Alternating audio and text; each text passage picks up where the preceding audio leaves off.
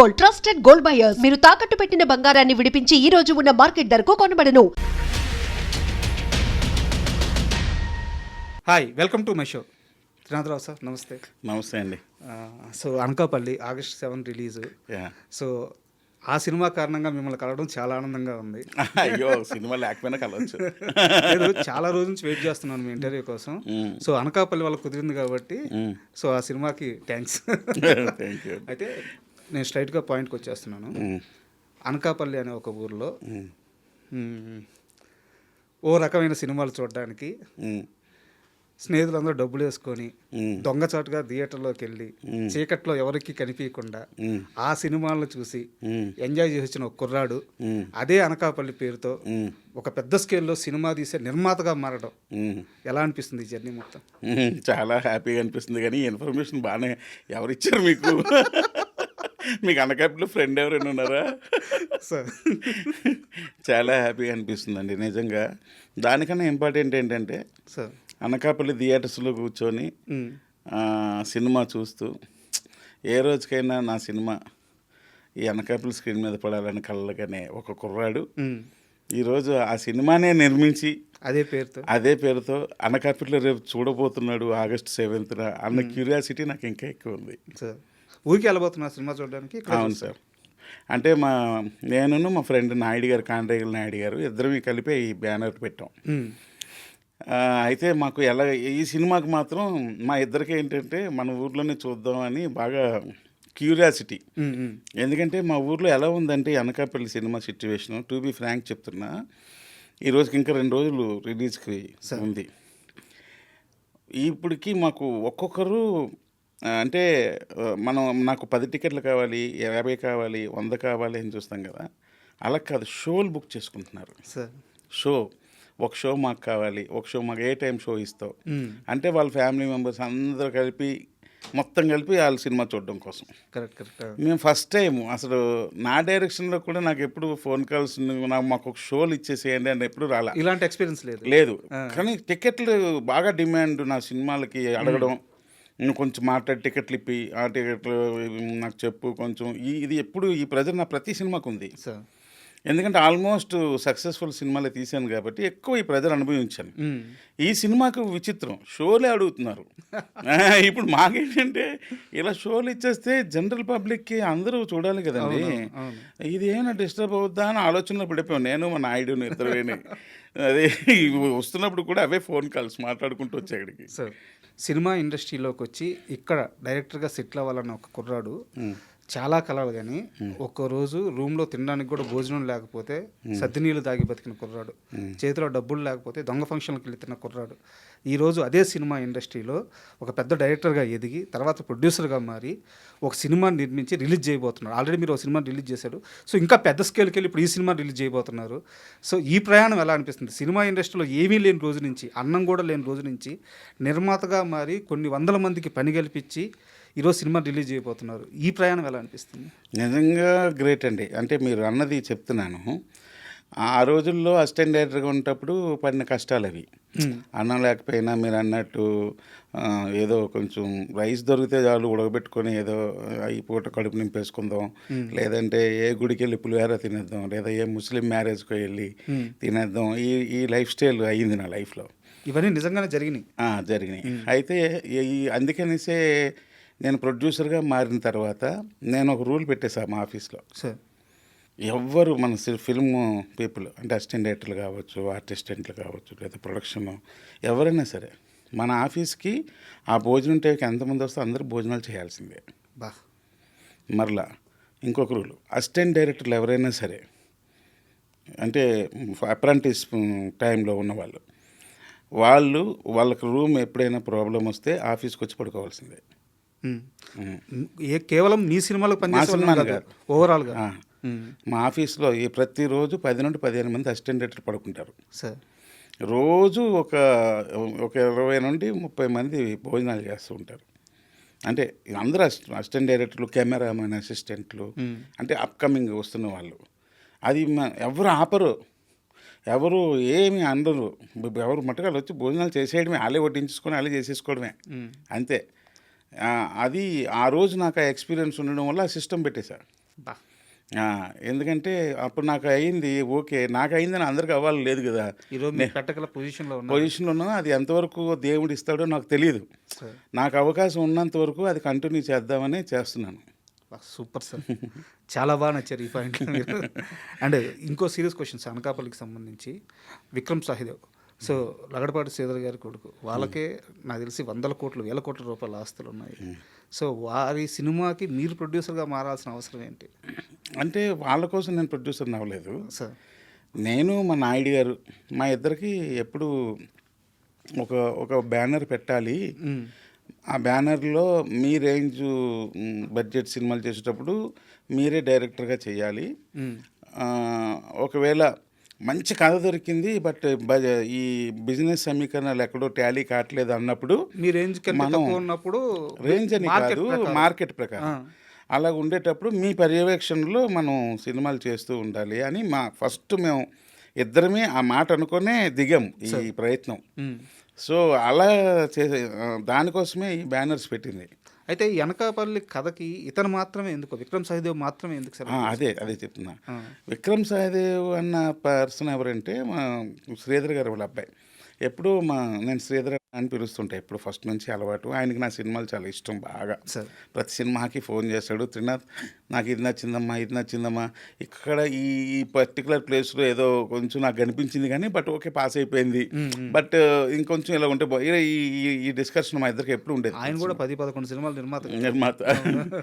అతను ఒక 5 years back ఒక వీడియో చూపించారు. ఎవరన్నా ఆయన ఈ అబ్బాయి అంటే మా అబ్బాయి త్రినాథ్ అని. ఓ అవునా అనేసి అంటే అయ్యో అదే ట్రై చేస్తున్నాడు, ఫుల్ ట్రైన్డ్, కానీ నిన్ను అడుగుదామంటే నువ్వేం పెద్ద డైరెక్టర్ అయిపోయావు, అడగలేకపోతున్నాము అని అది అంటే నేను నవ్వుకున్నా. అదేం లేదన్నా, డెఫినెట్గా చేద్దాం, ఒకటి సెట్ చేద్దామని ఎప్పుడు అనుకున్నాం సరదాగా. ఎప్పుడు ఎందుకు ధమాకా టైంలోనే కదా జరిగింది అనుకున్నాం. ఎప్పుడైతే మా నాయుడు గారు నేను ఈ స్క్రిప్ట్ నేను నాయుడు గారు చెప్పడంతో మా నాయుడు భలే ఉందండి ఇది చేద్దామండి అని అనుకున్నాము. నాకు వెంటనే ఆ వీడియో గుర్తుకొచ్చింది. ఆ అబ్బాయి అయితే బాగుంటాడు, పలానా లగడపాటి శ్రీధర్ గారు వాళ్ళ అబ్బాయి, మా నాయుడికి తెలియదు కదండి. అవును, అది అతను చాలా బాగుంటాడు అబ్బాయి అయితే, అంటే మీకు ఇష్టమైతే నేను అడుగుతాను, లేదు ఏదో హీరోకి వెళ్దాము ఎస్టాబ్లిష్డ్ ఆల్రెడీ అని అంటే ట్రై చేద్దాము మీ ఇష్టం అన్న. అంటే మా నాయుడు ఒక్క క్షణం కూడా ఆలోచించలా. సార్ మనకు అలాగే అవుద్ది, ఈ కథకి సెట్ అవుతాడని మీకు అనిపించింది కదా, వెళ్ళిపోదాం అంతే అనేసాడు. అనేగానే ఇప్పుడు వెంటనే నేను వాళ్ళ ఇంటికి వెళ్ళి శ్రీధర్ని ఫోన్ చేసి చెప్పా. వెంటనే ఆఫీస్కి ఏంటి అంటే ఇలా అనుకుంటున్నాను, అప్పుడు అనుకున్నాం కదా అంటే, అవునా విక్రమ్ సెట్ అవుద్దని, సో చాలా బాగుంటుంది అని లైన్ చెప్పాను. లైన్ చెప్పగానే ఫుల్ నేరేషన్ అంటే వద్దు నాకు అర్థమైపోయింది విషయం, ఈ సినిమా ఎలాగొట్టు వద్దని. సరిపోయింది నాకు, ఓకే అబ్బాయిని నీ చేతిలో పెట్టాను అంతే, ఇంక తీసుకెళ్ళిపో, నువ్వేం చేసుకుంటావో చేసుకొని సాడు అంతే, సింగిల్ సెంటెన్స్. అయితే నా డౌట్ ఏంటంటే, ఇప్పుడు మీరు ఇందాక టైం లైన్ చెప్పలేదు కానీ ఇదంతా జరిగింది ధమాకా ప్రీ ప్రొడక్షన్ టైంలో ఈ డిస్కషన్ జరుగుంటుంది మీకు శ్రీధర్ గారికి, అంతే కదా టైంలోనే. ధమాకా తరువాత మీరు 100 కోట్ల క్లబ్లోకి వెళ్ళిపోయారు. ఆ తర్వాత మజాకా కూడా, అంటే మీరు ఆశించినంత రేంజ్లో రాకపోయినా సరే మజాకా కూడా గుడ్ నెంబర్స్ మేక్ చేసింది. సో పెద్ద హీరోలందరికీ, అంటే ఆల్మోస్ట్ చాలా పెద్ద హీరోలందరికీ మీరు మంచి హిట్స్ ఇచ్చున్నారు. మళ్ళీ 5 సంవత్సరాల తర్వాత కూడా ఒక మనిషి ఇచ్చిన మాట మీద నిలబడి నేను సినిమా తీస్తాను నీకు ఆ రోజు చెప్పాను కదా అని చెప్పడం, సో లగడపాటి శ్రీధర్ గారి రియాక్షన్ ఏంటి, నమ్మారా? హీ ఫీల్స్ వెరీ హ్యాపీ అని. అంటే బేసికల్గా ఇండస్ట్రీలో ఉన్న ప్రొడ్యూసర్స్ గురించి చెప్తున్నాను. నేను త్రినాథ్ నాకు ఒక నేమ్ ఉంది, అదేంటంటే మనోడు పాపం మాట ఇస్తే వదలడు, ఇదేను కదా ఏ విషయమైనా సరే అలాగా నిలబడతాడు, దాని మీద నిలబడతాడని. అందుకే నాకు ఇప్పటివరకు ఏ ప్రొడ్యూసర్ అగ్రిమెంట్ లేదు సార్, నిజంగా టు బి ఫ్రాంక్ చెప్తున్నా. అంతే, చేస్తానంటే చేస్తాడు అంతే అనుకుంటారు. సో అలాగే ఇప్పుడు నేను రెడీ కూడా వాళ్ళ నాన్నగారు కేఎల్ సత్యనారాయణ గారికి ఇచ్చిన మాటే, నేను రెడీ కూడా నేను ఇప్పుడు అవిష్ని హీరోగా పెట్టి చేశాను. అది కూడా నెక్స్ట్ రిలీజ్కి రెడీ ఉంది, సినిమా రెడీ అయిపోయింది. ఇది కూడా మీరు 5-6 సంవత్సరాల క్రితం ఇచ్చిన మాటే కదా, నేను రెడీ. అది కూడా అంతే, 5 years గోవాలో వాళ్ళ నాన్నగారి బర్త్డే, గోవాలో సెలబ్రేషన్స్ చేశారు. అంటే అదే బర్త్డే ఉంటాయి కదా, అలా చేస్తే ఆయనకి సర్కిల్ చాలా పెద్ద సర్కిల్ కదా సత్యనారాయణ గారి. అంతా వాళ్ళ ఫ్రెండ్స్ వాళ్ళందరూ హై రేంజ్లో ఉన్న పీపుల్ అందరూ కలిపి అక్కడ గ్యాదర్ అయ్యి అక్కడ దానికి సత్యనారాయణ గారి దగ్గర నన్ను తీసుకెళ్ళారు. నేను ఎందుకంటే అంటే లేదు మీరు రావాలి అని అంటే వాడు వెళ్ళాను. వెళ్తే చక్కగా ఫైన్ ఈవినింగ్ మంచిగా బర్త్డే కేక్ కటింగ్ చాలా చాలా డీసెంట్గా నడుస్తుంది అన్నమాట పార్టీ. తెలుసు కదా ఆల్రెడీ ఆయన రేంజ్ పీపుల్, అవును. ఆయన age people and family members. మనం చూసారా ఈ కార్పొరేట్ ఫ్యామిలీస్ అవుతున్నప్పుడు ఎలా ఉంటుందో, ఆ షాల్ వేసుకొని ఆ ఓపెన్ ప్లేస్లో ఆ లైటింగ్ అట్మాస్ఫియర్లో కూర్చొని ఒక్కొక్కరు వాళ్ళ ఆ బాలీవుడ్ ఫిల్మ్స్లో చూస్తారో అలాంటి అంబియన్స్ అనమాట అది. సార్ సో నాకు అలాంటి అంబియన్స్లో ప్రశాంతంగా జరుగుతుంది. అప్పుడు ఆయన అడిగారు, అడిగితే అప్పుడు నేను మాటిచ్చా, లేదు సార్ చేస్తాను, కానీ ఎప్పుడు ఏంటనేది నన్ను అడగొద్దు, నాకు కరెక్ట్గా తనకు సరిపడే స్క్రిప్ట్ ఎప్పుడైతే అయిందో నేనే మీకు ఫోన్ చేసి వచ్చి చేస్తాను అని చెప్పాను. సార్ సార్ అంటే ఇది ఎలాగో మనం సినిమాకి మాట ఇవ్వడం, అగ్రిమెంట్స్ వీటి గురించి మాట్లాడుకుంటున్నాం కాబట్టి నా దగ్గర ఒక 2 ప్రశ్నలు ఉన్నాయి. వీటికి ఇష్టమైతే సమాధానం చెప్పండి, లేదా స్కిప్ చేసేద్దాం. ఇది ఇలా సినిమా మీకు ఒక ప్రొడ్యూసరో ఒక ప్రొడక్షన్ హౌస్ వచ్చి మిమ్మల్ని సినిమా అడిగినప్పుడు అడ్వాన్స్ తీసుకోరు. వాళ్ళు ఇస్తామని బతిమిలాడినా నాకు తెలిసి కనీసం ఒక 50-60 లక్షల రూపాయలు వచ్చి అడ్వాన్స్ ₹1,00,00,000 దాకా కూడా అన్ని సినిమాలు కలిపి అడ్వాన్సులను మీరు వదిలేసుకున్న రోజులు నాకు తెలుసు. అవును, అడ్వాన్సులు ఆ అడ్వాన్సులు తీసుకుంటే ఖచ్చితంగా సినిమా ఆన్బోర్డ్ అవ్వద్ది, లేదా ఆ డబ్బులు మీ దగ్గర ఉండిపోతాయి. అవును. కానీ మీరు వెంకటేష్ గారితో ఒక సినిమా చేయాలి. ఆ సినిమాకి అడ్వాన్స్ 2 సినిమాలు పీపుల్స్ మీడియా ఫ్యాక్టరీలో 2 సినిమాలకి అడ్వాన్స్ ఇస్తామన్నారు, బట్ తీసుకోలేదు. వెంకటేష్ గారి సినిమా మీద నాకు తెలిసి కనీసం 1 సంవత్సరం దాకా కూర్చున్నారు. అవును. అక్కడ అడ్వాన్స్ పోయింది, టైము పోయింది. తరువాత మైత్రి వాళ్ళ దగ్గర ఒక ప్రాజెక్ట్ చేయాలి. Yes sir, yes sir. So ఇలా అంటే మరీ మంచితనానికి పోయి త్రినాథరావు డబ్బులు కోల్పోతున్నాడు, టైం కోల్పోతున్నాడు, ఇండస్ట్రీలో ఉన్న ఒక టాక్ ఒప్పుకుంటారు, ఒప్పుకోరా? ఒప్పుకుంటున్నా అండి, 100% ఒప్పుకుంటున్నా. ఎందుకంటే ఫస్ట్ నుంచి అడ్వాన్సులు తీసుకొని ఊరికనే ఏవో ల్యాండ్స్ మీద ఇన్వెస్ట్ చేసేద్దాం, లేకపోతే ఇంకో దగ్గర ఇన్వెస్ట్ చేసేద్దాం, అప్పుడు ఎప్పుడు వాళ్ళు అడిగేటప్పుడు ల్యాండ్ వాల్యూ పెరిగిపోద్ది కదా, అప్పుడు వాళ్ళు డబ్బులు వాళ్ళకి ఇచ్చేద్దాం, ఇలాంటి మైండ్ సెట్ నాకు లేదు. నాకు ఎంతసేపు సినిమా అంతే, వేరేది నాకు తెలియదు. ఏంటి నేను విషయం చెప్పిన, మా నాయుడు గారు రియల్ ఎస్టేట్లో కింగ్. నేను ఇప్పుడు ఆయన ఫోన్ చేసి నేను ఇండస్ట్రీ వదిలేద్దాం అనుకుంటున్నాను, ఏదో నేను వచ్చేద్దాం అనుకుంటానంటే ఇమ్మీడియట్గా వే చూపించేస్తాడు. కానీ నేను ఏ రోజు అది నాకు ఇంట్రెస్ట్ లేదు అసలు. నాకు ఆ వ్యాపారాలు ఇవన్నీ అసలు తెలియదు. ఇంకోటి ఏంటంటే నాకు పెద్ద ఆశలు లేవు సార్. ఫస్ట్ థింగ్ ఏంటంటే ఆశలు లేవు. ఎప్పుడు సినిమా తీసే ప్రతి సినిమా చాలా కాన్సన్ట్రేటెడ్గా చేయాలి, దాన్ని ఎట్టి పరిస్థితుల్లో సక్సెస్ రేంజ్కి తీసుకెళ్ళాలి, ఇదే తప్ప వేరే ఏముండవు, నాకేముండవు. నిన్న మా ఇంట్లో అందరూ ఊరెళ్ళారు, నాయుడు మా ఇంటికి వస్తే ఈరోజు సరదాగా నాకు ఏదో హోమ్ ఫుడ్ తినాలనిపిస్తుంది అంటే, సరే నేను వంట చేస్తున్నాను, ఉప్పు ఎక్కడుంది, కారం ఎక్కడుంది అంటే నాకు తెలీదు. నేను అన్నాను, అమ్మో ఇవన్నీ టఫ్ క్వశ్చన్స్, నాకు అవి ఎక్కడ ఉంటాయండి అని. సరే నేను ఎత్తుక్కుంటాను లేలే, ఆయన ఎత్తుక్కొని చక్కగా కర్రీ వండారు, చికెన్ కర్రీ ఏదో బాగా. చెప్తున్నా నాకు అసలు తెలియదు సార్, ఓన్లీ ఫిల్మ్ తప్ప నాకు ఇంకా వేరే ఏం లేవు. నాకు మీకు ఇంకా నిజంగా చెప్తున్నా, నాకు మామిడి తోటలు లేవు, ఏం లేవు, 7 ల్యాండ్లు ఏం లేవు. ఇప్పటికీ నేను 3 బెడ్రూమ్ ఫ్లాట్లోనే ఉంటున్నాను. సార్ ఇదే సార్ నా ప్రశ్న కూడా, దీని కంటిన్యూటీ క్వశ్చన్ ఒకటి ఉంది. ఇప్పుడు వేరే డైరెక్టర్ వచ్చి నాకు డబ్బు మీద ఆశ లేదు అంటే నేను ఒప్పుకుంటాను. కానీ అంటే ఇది మీ 2 పర్సనల్, బట్ జనాలకు తీయాలి కాబట్టి చెప్తున్నాను. ఒక పిల్లోడు పెద్ద అయ్యేదాకా కూడా తల్లి మెడలో మంగళసూత్రం లేకుండా పుసుపు తాడు వేసుకొని ఉంటే, తను మ్యాథ్స్ క్లాసులు చెప్పి అమ్మకి మంగళసూత్రం కొనిచ్చిన ఒక కుర్రోడు డైరెక్టర్ అయిన తర్వాత పుట్టిన బిడ్డకి పాల డబ్బా కొనాలంటే 150 రూపాయలు చేతిలో లేక రైల్వే స్టేషన్లో కూర్చొని ఏడ్చిన ఒక కుర్రాడు ఈరోజు ఇంత పెద్ద స్టార్డమ్ వచ్చి ఇంత పెద్ద డైరెక్టర్ అయ్యి చుట్టూ కోట్ల రూపాయలు కనిపిస్తున్నా కూడా డబ్బు మీద ఆశ ఎందుకు పుట్టట్లేదు అనేది నా ప్రశ్న. అంటే డబ్బు లేక స్ట్రగుల్ అయిన మీరు ఏదైతే నాకు ఇప్పటికీ అది తలుచుకుంటే ఏడిపోతుంటుంది సార్. ఆ సిచ్యువేషన్స్ కరెక్టే, కానీ ఒక స్టేజ్కి రాబోసరికి మనం హాయిగా బ్రతకడానికి కావాల్సిన డబ్బు ఉంటే చాలు అనిపించిందండి. ఎందుకంటే డబ్బు ఎక్కువ అవుతున్న కొద్ది శత్రువులు పెరిగిపోతున్నారండి సార్. చాలా శత్రువులు భయంకరంగా పెరిగిపోతున్నారు. ఫోకస్ అంతా చుట్టుపక్కల ఉన్న మనుషులు మంచోళ్ళ చెడ్డోళ్ళ, వీళ్ళు నాకు హాని చేస్తున్నారా మంచి చేస్తున్నారా, ఈ ఆలోచనల మీదకి వెళ్ళిపోతుంది.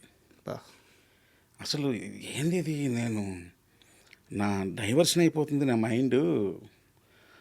అందువల్ల ఇది మనకు బతకడానికి ఎంత కావాలో, మన పిల్లలు చదివించుకోవడానికి, మన తల్లిదండ్రులను చూసుకోవడానికి, మనల్ని నమ్ముకున్న మన తమ్ముడు చెల్లి పిల్లలు, మన ఫ్యామిలీలను చూసుకోవడానికి, మనల్ని నమ్ముకున్న మన పక్కన ఉన్న మా అసిస్టెంట్ డైరెక్టర్లు, మా అసిస్టెంట్ రైటర్లు వీళ్ళు చూసుకోవడానికి దాని తగ్గ సోర్సెస్ నేను అరేంజ్ చేయగలుగుతున్నానా లేదా ఇంతవరకు ఆలోచిస్తున్నాను నేను. అప్పుడు ఏమవుతుందంటే డబ్బు మీద ఎవరు నాకు ఈ శత్రువులు అవుతున్నారు, ఎక్కడ వెన్నుపోటు పొడుస్తారు, ఎక్కడ నా మీద వీటి మీద ఫోకస్ పోయి కంప్లీట్ ఫిల్మ్ మీద ఉంటున్నాను. అందుకని చెప్పి ఇప్పుడు మీరు అన్నట్టు అడ్వాన్స్ వీళ్ళు అడ్వాన్స్ తీసుకున్నాను, ఇప్పుడు వీళ్ళు ఏం చేస్తారో, ఇప్పుడు వీళ్ళు ఏమైనా ఇప్పుడు వీళ్ళు చేయకపోతే ఏమవుద్దో, లేకపోతే ఇంకోటి ఇది లేదు. ఇంక నాకు నేను ఇవన్నీ పోయాయి. ఇంకా 2 బాధ్యతలు ఉన్నాయి మీరు అన్నట్టు. మైత్రి మీడియాది ఉంది. కానీ నవీన్ గారు ఒకటే మాట అన్నారు, ఆ రోజు అడ్వాన్స్ తీసుకోకుండా వెనక్కి వెళ్ళిపోతుంటే, కాదు త్రినాథ్ నేను మీకు అడ్వాన్స్ ఇవ్వలేదు సార్, నువ్వు మర్చిపో, నేను ఇవ్వట్లేదు, నేను మర్చిపోతున్నా అని ఇంత స్ట్రాంగ్గా చెప్తే కొంచెం అమౌంట్ తీసుకున్నా. ఇది చాలు సార్ అని అంతే. కానీ మాట అంటే మాటే, అంతే చేస్తా కంపల్సరీ. అంటే ఏంటంటే సార్ ఇక్కడ పెద్దది వెళ్ళబోతురికి ఏమైందంటే హీరో డేట్లు, హీరో కథ ఓకే అవ్వాలి, మళ్ళీ ఆ బ్యానర్కి ఆ హీరోకి సెట్ అవ్వాలి, ఇవన్నీ సోకాల్ ప్రాబ్లమ్స్ ఉన్నాయి సార్. ఇవన్నీ మనం తీసుకునే అడ్వాన్స్ వల్ల బ్రేక్ అయిపోతున్నాయి. అర్థమైందా కదా? అదే అడ్వాన్స్ లేదనుకోండి మనకి హీరో వాళ్ళిద్దరూ క్రియేటివ్ ఫ్రీడమ్ ఉంటుంది. లేదంటే ఈ సెట్టింగ్లకే బ్రెయిన్ వాడాల్సి వస్తుంది. ఏంటి ఎవరిని సెట్ చేయాలి, ఎలా సెట్ చేయాలి ఇవన్నీ. సో నాకు ఇవన్నీ ఇంట్రెస్ట్ లేదు సార్. అసలు 100 రూపాయలు అడ్వాన్స్ తీసుకున్న నిర్మాత ఎవరు సార్? 100 రూపాయలు అడ్వాన్స్? అవును. ఎవరి దగ్గర తీసుకున్నారు? చాలా క్రితం ఇది. ఎవరి దగ్గర తీసుకున్నారు? అది 100 రూపాయలు అడ్వాన్స్ ఎవరో ఇచ్చారు, నాకు మర్చిపోయింది, చాలా సంవత్సరాలు అయిపోయింది కదా. సినిమా ఇండస్ట్రీలో 100 రూపీస్ ఇవ్వండి సార్ చాలా అన్నాను. ఒక డైరెక్టర్ 100 రూపాయలు అడ్వాన్స్ తీసుకుని సినిమా చేస్తాడా? చేస్తానేమో చెప్పలేము. సో ఇందాక మీరు మాట్లాడుతూ డబ్బు పెరిగే కొద్దీ, హిట్స్ వచ్చే కొద్దీ చుట్టూ శత్రువులు ఎక్కువైపోతున్నారు అన్నారు. జీవితంలో ఎక్కడైనా తగిలిందా దెబ్బ? తగిలినాయి సార్ 2-3 తగిలి అనుకున్నా, అమ్మో ఇది కాదురా నాయన, మన లైఫ్ ఇది కాదు, ఇన్ని కష్టాలు పడి ఇన్ని చేసి ఎంతవరకు వచ్చింది దీనికోసం కాదు, వేరే సినిమా ఉండాలి అని మొత్తం అన్నిటికీ దూరం వెళ్ళిపోయి చేసేసి ఓన్లీ సినిమా అంతే, ఇంకా వేరే ఏం లేదు సార్. అండ్ దీనికి సంబంధించింది ఇంకొక ప్రశ్న. యాక్చువల్గా వెంకటేష్ గారి సినిమా ఒక క్లైమాక్స్ పోర్షన్ తెప్పించి అంతా ఓకే అయిపోయింది, ఖచ్చితంగా త్రినాథరావు వెంకటేష్తో సినిమా తీస్తున్నాడు అని చెప్పేసి అందరూ ఫిక్స్ అయిపోయారు, మీడియా సర్కిల్ కూడా ఫిక్స్ అయిపోయింది. ఎందుకు సార్ ఆ సినిమా ఫైనల్ కాలేదు? యాక్చువల్లీ ఆ సినిమాలో మొత్తం స్క్రిప్ట్ సూపర్ ఎక్స్ట్రాడినరీ. మా ప్రసన్న గారు చెప్తున్నప్పుడే నేను బాగా ఎంజాయ్ చేశాను. ఆయనదే స్క్రిప్ట్, ప్రసన్న గారిది. భలే అసలు అంటే ఆ క్యారెక్టరేషన్, హీరో క్యారెక్టరేషన్ అంతా సూపర్. అసలు వెంకటేష్ బాబు అయితే ఆ బాడీలోకి కూడా క్యారెక్టర్ ఎక్కించుకున్నారు. ఆ తర్వాత ఆయన ఏ షూటింగ్లకు వెళ్ళినా సరే నన్ను కూడా తీసుకెళ్ళిపోతూ ఉండేవాళ్ళు, అక్కడ కూడా అదే రేంజ్లో ఉందాం అని. నాకు తెలిసిన ఈ సినిమాకి సంబంధించిన, అంటే ఆ రోజు మీరు పక్కన ఉన్నారో లేదో నాకు తెలియదు, కానీ నేను ఒక చిన్న ఎగ్జాంపుల్గా జరిగింది ఒక చిన్న ఇన్సిడెంట్ చెప్తాను ఎగ్జాంపుల్గా. మీ స్టోరీ విన్న తర్వాత వెంకటేష్ గారు షూట్కి ఖచ్చితంగా వెళ్తామని తెలిసిన తర్వాత వేరే సినిమా సెట్స్లో క్యారీ వ్యాన్లో అద్దం ముందు నిలబడి సీన్స్ కూడా ప్రాక్టీస్ చేశారు. ఇది లైవ్గా చూసిన మనిషి నాకు చెప్పారు. నిజమేనండి. చేయడం ఆయన చేసేవారు. సాయంత్రం ఆయన షూట్ అయిపోయి ప్యాకప్ అయిపోయి ఫోన్ చేసేవారు, Trinath what you want man, green tea తాగుతావా, ఎక్సలెంట్గా కలుపుతాను నీకు తెలుసా అని చెప్పి బ్లాక్ కాఫీ ఎక్స్ట్రాడినరీ కలిపేవారు ఆయన. అని ఆ సీన్ గురించి డిస్కషను, మనం ఆ సీన్ గురించి చెప్తుంటే మనం ఆయన ఫేస్ వైపు చూసాం అనుకోండి, ఆయన ఎక్స్ప్రెషన్లో అప్పుడే అలా అలా కదిలిపోతూ ఉంటాయి. అంటే అప్పటికే ఆయనకి అది బాగా ఇంట్రెస్ట్ వెంకటేష్ బాబుకి. నేను అసలు యాక్చువల్గా సినిమా అయిపోద్ది అనే అనుకున్నాను జనరల్గా. ఒక్క క్లైమాక్స్ అంటే చిన్న ఫ్లాష్ బ్యాక్ మోడ్లో చిన్న క్లాష్, అది ఎంతకీ తెగల, లాస్ట్ వరకు తెగలేదు, అలా జరగల. ఓన్లీ క్లైమాక్స్ వల్లే అంతే, ఓన్లీ ఫ్లాష్ బ్యాక్, క్లైమాక్స్ కూడా కాదు. ఫ్లాష్ బ్యాక్లో ఒక విలన్ ఎపిసోడ్ ఒకటి ప్రసన్న గారు డిజైన్ చేశారు, బట్ అది వర్కౌట్ కావట్లేదు. అది బేసికల్గా నాకు కూడా పెద్దగా నచ్చలేదు, కానీ బట్ అది ఇంకా మార్పు జరగలేదు, ఇంకా అలా అయిపోయింది. ఇప్పుడు ఆ స్క్రిప్ట్ ఉందా? ప్రసన్న గారి దగ్గర ఉందండి. ఓకే, ఎవరికన్నా మళ్ళీ నెరేట్ చేశారా? అది ఇంకా చేయలేదు. ఎందుకు చేయలేదంటే, అంటే ఇంచుమించుగా దాని దగ్గరగా ఉన్న స్క్రిప్ట్ పెద్ద హీరోతో వచ్చింది, ఇంక మళ్ళీ అదే చేశారు అని అంటారేమో. మీకు అబ్జెక్షన్ లేకపోతే ఆ సినిమా పేరు చెప్పొచ్చా? పెద్ద హీరోతో చెప్పను. అబ్జెక్షన్ ఉంది. సార్ అండ్ మళ్ళీ అనకాపల్లి విషయానికి వస్తే నాకు మీ ఫస్ట్ సినిమా ప్రమోషన్స్ బాగా గుర్తు సార్. నేను అప్పుడే మేము వయసుకు వచ్చాము, అప్పుడప్పుడే మీడియాలోకి ఎంటర్ అయిన చాలా ఎర్లీ డేస్. మీరు చాలా దగ్గర చెప్పింది ఏంటంటే ఇది నా నిజ జీవితంలో జరిగిన కథ, చూసిన సంఘటనలు, నేను దీన్ని సినిమాగా మార్చాను, నా కథగా మార్చుకున్నాను అని చెప్పారు. అనకాపల్లి విషయానికి వస్తే మీరు అనుభవించిన సంఘటనలు ఉంటాయి అంతే కదా, మీరు పుట్టిన ప్రాంతం, మీరు పెరిగిన ప్రాంతం, సో మీకు జరిగిన ఇన్సిడెంట్స్ ఉంటాయి. సో అనకాపల్లి సినిమా కథ మీకు పర్సనల్గా ఎంతవరకు రిలేటబుల్ అంటే ఏం చెప్తారు? Yes sir. అంటే ఇప్పుడు అనకాపల్లి సినిమాలో ఉన్న కథ అంతా అనకాపల్లిలో నేను చూసింది అనకాపల్లిలో ఉన్నాయి కాదు. కొన్ని సిచ్యువేషన్స్ అంటే ఏరియాస్ వైజ్ గర్ల్ ఫ్రెండ్స్ కోసం గొడవలు పడ్డాలు, ఆ ఏరియా అమ్మాయిని ఈ ఏరియా వాళ్ళు లవ్ చేయకూడదు, ఈ ఏరియా అమ్మాయిని ఆ ఏరియా వాళ్ళు లవ్ చేయకూడదు, లవ్ చేస్తే కొట్టుకోవడాలు ఇవి ఎక్కువ ఉండేవి మాకు టౌన్లో. అప్పుడు నేను కూడా అంటే ఈ గర్ల్ ఫ్రెండ్ ఫైట్లు మా బ్యాచ్ కూడా ఉండేవాళ్ళం. సో అవన్నీ కొన్ని నాకు మైండ్లో ఉన్నాయి. ఆ తర్వాత ఆ ఏరియాలోకి మనం నైట్ పూట వెళ్ళామంటే దొరికేమంటే చచ్చామే. అంటే యంగ్స్టర్స్లో ఉన్న గొడవలు ఇవి, పెద్దవాళ్ళే కాదు. మరలా మేము యంగ్స్టర్స్ మీద కొనుక్కున్నప్పుడు మరలా పెద్దవాళ్ళు వచ్చే మళ్ళీ వాళ్ళే తీర్చాలి. మనకాపల్లో గొప్పతనం ఏంటంటే తెలుసా సార్, మాలో ఉన్న బంధాలు కానీ లేదా గొడవలు కానీ లేదా తగాదాలు కానీ ఏవైనా సరే మాలో మేము సెటిల్ చేసుకుంటాం. మూడో వ్యక్తికి వెళ్ళాం, బయట వ్యక్తికి వెళ్ళాం, బయట పొలిటికల్ లీడర్స్ దగ్గరికి వెళ్ళాం, ఏమీ వెళ్ళాం. అంతే. మా అనకాపల్లి పోలీస్ స్టేషన్లో కూడా ఎవరైనా అలా అదే చెప్తారు, అరే మీరే గొడవలు పడతారు, మీరే సాల్వ్ చేసుకుంటారు, దానికి ఎందులోనైనా వస్తారు, కూర్చొని మాట్లాడుకొని సెటిల్ చేసుకుంటారు. అంటే మేము ఎంత ఇదైనా సరే మా పెద్దవాళ్ళు ఎవరైతే ఉన్నారో వాళ్ళకి వెయిట్ ఇస్తాం. ఇప్పటికీ Anakapalli is a devotional town అండి. మీకు ఎంత డివోషనల్గా ఉంటుందంటే ప్రతి వీధికి దేవాలయం ఉంటుందండి, ప్రతి వీధికి దేవాలయం ఉంటుంది. మీరు నిజంగా భోజనాలు కూడా ఏ రోజు వండుకోకర్లేదు, ప్రతిరోజు ఏదో ఒక దేవాలయం ద్వారా అన్నదాన కార్యక్రమం ఉంటుంది. అందరూ అన్నదానం అంటే అది ఒక ప్రసాదంలాగా తినడానికే వెళ్తారు, చక్కగా భోజనం చేసేద్దామని అనుకుని వెళ్తారు. అంటే అక్కడ ఎప్పుడు కలకల్లాడుతూ ఉంటుంది, ఎప్పుడు ఆ దేవుడు, అమ్మవారి పాటలు, ఈ పాటలు. మీ ట్రైలర్లో కూడా డివోషనల్ టచ్ కనిపిస్తుంది ఎప్పుడు. ఆ జాతర ఎపిసోడ్స్ ట్రైలర్లో ఫస్ట్ షార్ట్స్ పడుతుంది, అదంతా కూడా ఆ డివోషనల్ టచ్ కనిపిస్తుంది. అవునండి, చాలా బాగుంటుంది. నాకు అందుకే అనకాపల్లి అంటే ఎందుకు ఇష్టం అంటే హాయిగా ఉంటారు, చక్కగా హాయిగా ఉంటారు. వాళ్ళు పూజలు చేసుకుంటారు, వాళ్ళ పనులు చేసుకుంటారు, వాళ్ళకి వేరే ఇంకేం పని ఉండదు, చక్కగా ప్రశాంతమైన జీవితం గడుపుతారు. ఏ పండుగలు పబ్బాలు వచ్చినా అందరూ కలుస్తారు, మాట్లాడుకుంటారు, అమ్మ, చిన్నమ్మ, పెద్దమ్మ ఇలాగా బంధాలు కలిపేసుకుంటారు. ఇంకా అంతకంటే హాయి లైఫ్ ఇంకోటి ఉండదు. సో చాలా హ్యాపీయెస్ట్ లైఫ్స్ అందరూ కూడా మ్యాక్సిమం. ఎవరో 10% పీపుల్ ఏదో రాంగ్ పీపుల్ ఎక్కడైనా ఉండొచ్చేమో నాకు తెలియదు కానీ, బట్ మ్యాక్సిమం పీపులే అలాగే ఉంటారు. ఆ కల్చర్ ఉంటుంది అక్కడ. అందుకే నాకు కొంచెం గ్యాప్ ఉన్నా సరే నేను అనకాపల్లి వెళ్ళిపోతూ ఉంటాను. నేను ఎక్కడికి వెళ్ళను, ఓన్లీ హైదరాబాద్ అనకాపల్లి తప్ప వేరేగా ఎక్కడికి వెళ్ళను సార్. అయితే నేను మన ఇంటర్వ్యూ స్టార్ట్ అయ్యే ముందు మీతో ఒక చిన్న విషయం మాట్లాడాను నేను, బట్ అది ఇంటర్వ్యూలో కూడా మాట్లాడాలనుకుంటున్నాను. నేను చాలా చిన్న వయసులో ఆనందం అనే ఒక సినిమా చూశాను, శ్రీనివైట్ల గారిది. దాంట్లో 2 ప్యారలల్ లవ్ స్టోరీలు ఉంటాయి. అంటే మెయిన్ జంట ఒకటి ఉన్నా కానీ ఇంకో జంట ఉంటుంది, వాళ్ళ లవ్ స్టోరీ ఇంకా అద్భుతంగా ఉంటుంది. ఆ లవ్ స్టోరీ వల్ల ఈ లవ్ స్టోరీకి ఒక సొల్యూషన్ వస్తుంది. వాళ్ళిద్దరు చనిపోయినప్పుడు ఇద్దరికి ఒకే పాట మార్చి ప్లే అవుద్ది, చాలా అద్భుతంగా ఉంటుంది. ఎవరైనా ఎప్పుడైనా ఈ చిత్రం చూశారని శాస్త్రి గారు రాసిన పాట. ఆ సినిమా చూసిన తర్వాత ఇలాంటి ట్రీట్మెంట్తో లవ్ స్టోరీ మళ్ళీ ఏదన్నా వస్తే బాగుంటుంది అని చెప్పి చాలా కాలం ఎదురు చూశాను. త్రినాథరావు నక్కిన ఏజ్ ఎంత? చాలా చిన్న వయసు sir, 5th class 6th class. అబ్బా, అంత ఏజ్లోనే మీకు లవ్ స్టోరీయా? నాకు సినిమా అర్థం అవుతుంది. నాకు చాలా చిన్న వయసు నుంచి సినిమా అలవాటు అయిపోయింది. ఎందుకంటే మా అమ్మగారు సోమన్ బాబు గారి ఫ్యాను. ఈరోజు మధ్యాహ్నం లంచ్కి వస్తాం కదా ఇంటికి, బ్యాగ్ తీసుకొని మళ్ళీ స్కూల్కి పోతుంటే బ్యాగ్ ఆపేసేది, బ్యాగ్ పట్టుకొని లాగేది. ఏంటంటే సంసారం సదరంగం సినిమా వస్తుంది, గొల్లపూడి మారుతీరావు గారు చాలా బాగుంటుంది సినిమా చూడంటది, దేవతా సినిమా వస్తుంది మా సోమబాబు గారి సినిమా చూడంటది.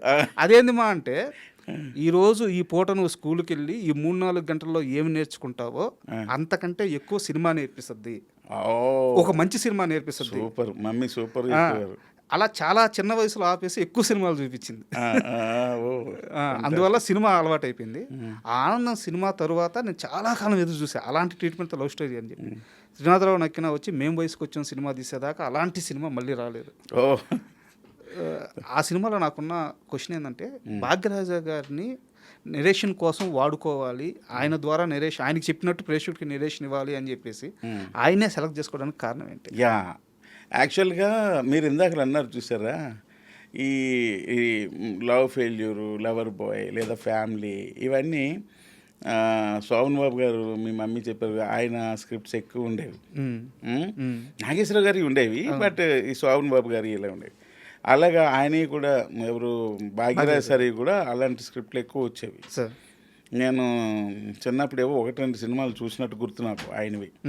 నాకు అది విజువల్ అలా ఉండిపోయింది ఒకటి. రెండోది ఏంటంటే ఈ కథ సమ్ అదర్ స్టేట్ నుండి వచ్చిన పర్సన్, లాంగ్వేజ్ చిన్న వచ్చి రాని తెలుగు మాట్లాడుతున్న ఒక వ్యక్తి మాట్లాడితే ఇంకొంచెం ఇంట్రెస్టింగ్గా ఉంటుంది. అవును, ఆయన ఒక ప్యూర్ తెలుగులాగా మాట్లాడేస్తే ఇంట్రెస్టింగ్గా ఉండదు అని ఇలా అనుకునేటప్పుడు భాగ్యరాజ్ సార్ వచ్చారు మైండ్లోకి. అప్పుడు భాగ్యరాజ్ సార్కి తెలుగు వచ్చా రాదా అని చిన్న డౌట్ ఆయన ఎంక్వైరీ చేస్తే ఆయన is Coimbatore Naidu's sir. Maximum తమిళనాడులో కోయంబత్తూర్ నాయుడుస్ తెలుగు మాట్లాడగలరు. అవును, అంటే మనంత ప్యూర్గా మాట్లాడకపోతే బట్ మాట్లాడగలుగుతారు.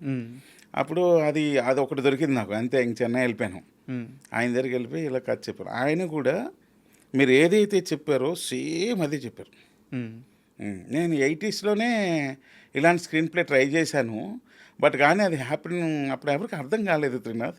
ఎందుకు అర్థం కాలేదు అని అంటే మేబీ అడ్వాన్స్డ్గా థింక్ చేశానా అని గర్వపడాలా, లేదా టైమింగ్ రాంగ్ అని బాధపడాలా, నాకు అర్థం కాలేదు అప్పుడు అని భాగ్యరాజ్ సార్ నాతో అన్నారు. But this is the right time ఇది చేయడానికి అని అన్నారు. అని అప్పుడు నేను అన్నా, సార్ డబ్బింగ్ మీరే చెప్పాలని అంటే ఎందుకు అన్నారు. అప్పుడు ఇందాక మీకు చెప్పిన రీజన్ చెప్పాను, ఎక్స్ట్రాడినరీగా ఉంది నేనే చెప్తాను అని చెప్పి హైదరాబాద్ వచ్చి డబ్బింగ్ చెప్పారు ఆయన. అందుకని రీసెంట్గా ఆయన చనిపోయినప్పుడు అసలు నాకు కళ్ళ నీళ్ళు వచ్చేసాయి అసలు. ఎందుకంటే ఇప్పటికీ నేను డైరెక్టర్గా నా ఫస్ట్ షాట్ యాక్షన్ చెప్పింది, కట్ చెప్పింది ఆయన మీదే. ఎంత అదృష్టం సార్. అవును, ఫస్ట్ షాట్ పెట్టగానే ఫస్ట్ ఆయనకు కాళ్ళకి నమస్కారం పెట్టి బ్లెస్సింగ్స్ తీసుకున్నా. ఏంటి నాది ఎమోషనల్ అవుతుంది అంటే, సార్ డైరెక్టర్గా this is the first shot sir action cut చెప్పడం, అది మీ మీద పెట్టి చెబుతున్నాను సార్, నాకు అసలు కళ్ళ నీళ్ళు వస్తున్నాయి అది ఇది అంటే. లేదు, నాకు నీ రైటింగ్ స్కిల్స్ నచ్చినాయి, బాగా పెద్ద డైరెక్టర్ అవుతావు, నీ సినిమా సక్సెస్ అని నాకు ఫోన్ చేస్తావు, నేను హైదరాబాద్ వచ్చి ప్రెస్ మీట్లో నీ గురించి చెప్తాను, ఇది జరుగుద్ది రాసుకో అన్నాడు ఆయన. ఆయన స్క్రీన్ ప్లే కింగ్ సార్, అర్థమైపోయి ఉంటుంది. ఎక్స్ట్రాడినరీ పర్సన్ అండి ఆయన. సార్ ఆ తర్వాత మరలా వచ్చారు ఆయన, సినిమా రిలీజ్ అయిపోయి ఇంకొక సిచ్యువేషన్ చెప్తా భాగ్యరాజ్ సార్కి మంచి జరిగింది, ఇంట్రెస్టింగ్ ఉంటుంది. చెప్పండి ప్లీజ్. అదేంటంటే, ఎన్ని రోజుల్లో తీస్తావు నా ట్రాక్ అన్నారు. 2 daysలో ఫినిష్ చేస్తాను సార్ అన్న. 2 days కన్నా ఎక్కువైతే అన్నారు, అవ్వదు సార్ అన్న. షూరా అన్నారు, షూర్ సార్ అన్న. సరే తీయ అన్నారు. 2 days అయిపోయింది సార్ మీదే అన్నాను. అనగానే వాళ్ళ అసిస్టెంట్తో ఒక షర్ట్ ఆల్రెడీ తెప్పించుకున్నారండి. ఒక షర్ట్ పట్టుకున్నాను, సార్ అయిపోయింది కదా మళ్ళీ ఇంకో కాస్ట్యూమ్ ఎందుకు సార్ అని. అది నేను వేసుకోవడానికి అని షర్ట్ ఇప్పుతున్నారు. ఈ షర్ట్ ఎందుకు సార్ అంటే, మరలా ఈ షర్ట్ అవసరం నీకు వస్తుంది, ఓకే గుర్తుపెట్టుకో. ఏదో బ్యాలెన్స్ ఉండిపోయిందని నాకు ఫోన్ చేస్తావు, ఆ టైంకి మా వాళ్ళు ఈ చొక్కా తీసుకెళ్ళి ఎక్కడో పాడేయడమో లేకపోతే ఏమైనా అయిపోయడమో జరిగితే ఇబ్బంది వస్తుంది, అందువల్ల ఈ చొక్కాని దగ్గర ఉంచుకొని నాకు ఇచ్చలేదు. జరిగింది, వచ్చింది అవసరం రాలే. మళ్ళీ అప్పుడు హైదరాబాద్ వచ్చి ఫస్ట్ అదే చెప్పారు, నా చొక్కా నేను తీసుకుపోనా అన్నది. సార్ ఆయన 50-60 మంది డైరెక్టర్ని సినిమా ఇండస్ట్రీకి ఇచ్చిన ఆయన సార్. ఆయన అసిస్టెంట్లు 50-60 మంది, రైటింగ్లో అయితే ఏమి, డైరెక్షన్లో అయితే ఏమి, ఆయన నుంచి వచ్చిన వాళ్ళు మొత్తం ఎంటైర్ సౌత్లో ఆయన ఇన్ని చూస్తుంటారు. అవును, చాలా అసలు సూపర్ పర్సన్. అయితే మేము వయసుకు వచ్చాం ప్రస్తావన ఎందుకు తీసుకొచ్చానంటే, అంటే నేను కంపేర్ చేయట్లేదు, మీకు అలా అనిపిస్తే నిజంగా సారీ. ఇప్పుడు మా సినిమాలు తీసే సుకుమార్ని పక్కన పెడితే నాకు సుకుమార్ గారు టచ్గా అనిపించింది మేము వయసుకు వచ్చాం సినిమాలు. ఆ స్క్రీన్ ప్లే కానీ, హీరోయిన్ పట్టించుకోవట్లేదని హీరో అలిగి వెళ్ళిపోవడం, తనే మళ్ళీ వెనక్కి వస్తుంది అని ఒక స్క్రీన్ ప్లే. సినిమా మొత్తం మీద సుకుమార్ గారి టచ్ కనిపిస్తుంది. ఇది కంపారిజన్ కాదు సార్, బట్ ఆడియన్స్కి అర్థం అవ్వాలని చెప్తున్నాను. తర్వాత కాలంలో త్రినాథరావు నక్కిన రైటింగ్లో ఆ టచ్ మిస్ అయింది సార్. అంటే మీరు అద్భుతమైన మాస్ హిట్స్ కొట్టారు, నేను కాదనట్లేదు. సో ఆ టచ్ మిస్ అయింది, ఒప్పుకుంటారా? 100% ఒప్పుకుంటాను. ఆ టచ్ ఎందుకు వచ్చిందంటే సుకుమార్ గారు మ్యాథ్స్ టీచరు, నేను మ్యాథ్స్ టీచర్ని. ఓకే. మ్యాథ్స్లో ఇన్వర్స్ ఫార్ములా అని ఒకటి ఉంటుంది సార్. ఆ ఇన్వర్స్ ఫార్ములా ఏంటంటే, suppose a+b² = a² + 2ab + b² prove it question అని వస్తే మనం ఏం చేస్తామంటే ఇన్వర్స్లో వెళ్తాం. ఇది ప్రూవ్ చేయాలంటే ఈక్వల్ కదా వచ్చింది problem. Suppose a+b² = a² + 2ab + b² అని మొదలు పెడతాం సమస్యని. Reverse inverse formula. అర్థమైందా? అర్థమైంది.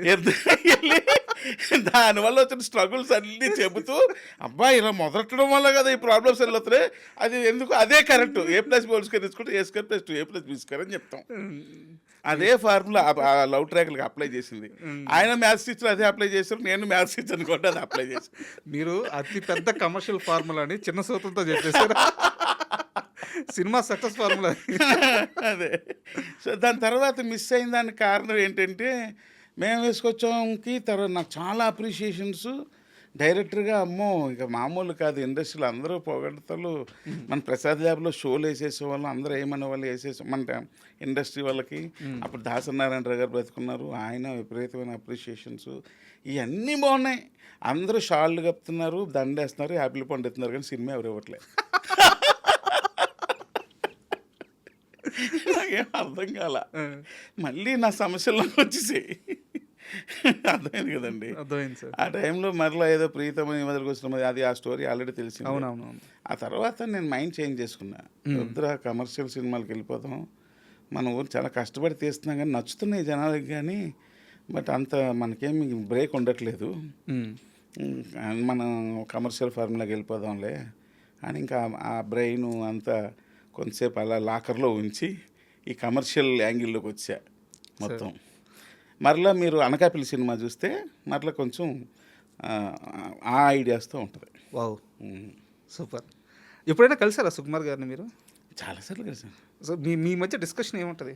ఎప్పుడు అదే అంటారు, సేమ్ ఇదే క్వశ్చన్, ఎందుకు మారిపోయావు వై అని, ఇదే క్వశ్చన్. సింపుల్, ఆయన ఎక్కువసేపు అడగరు, వన్ వర్డ్లోనే అడుగుతుంటారు క్వశ్చన్లు. ఆయనకి తెలుసు కదా సార్ మీ సెన్సిబిలిటీ, పసిగట్టగలరు. అవును, ఎప్పుడు అది అడుగుతుంటారు, ఎప్పుడైనా కలిసినప్పుడు అది అడుగుతుంటారు.